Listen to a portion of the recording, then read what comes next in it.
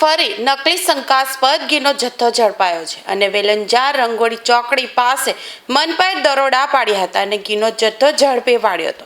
મનપાએ પોલીસને પણ જાણ કરી છે અને ઘીના જથ્થાને તપાસ અર્થે FSLમાં મોકલી આપવામાં આવ્યો છે।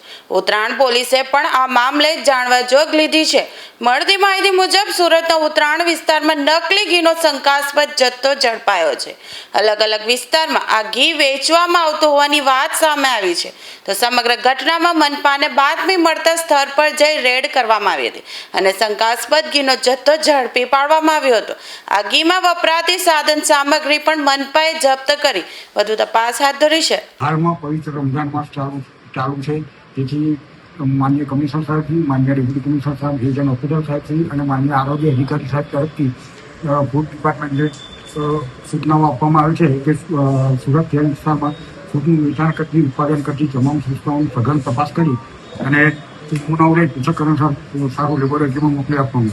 ગત રોજ અમને માહિતી મળે કે 106-108 અવસર પ્લાઝા, ઉમરા વેલંજા રોડ, વેલંજા સુરતના સ્થળે આવેલ ટાટા ડેરી પ્રોડક્ટ નામની સંસ્થામાં શંકાસ્પદ ઘીનું ઉત્પાદન થઈ રહ્યું છે, જેથી અમારે ત્યાં તપાસ કરી અને 2 નમૂનાને પૃથ્થકરણ સારું લેબોરેટરીમાં મોકલી આપવામાં આવે છે।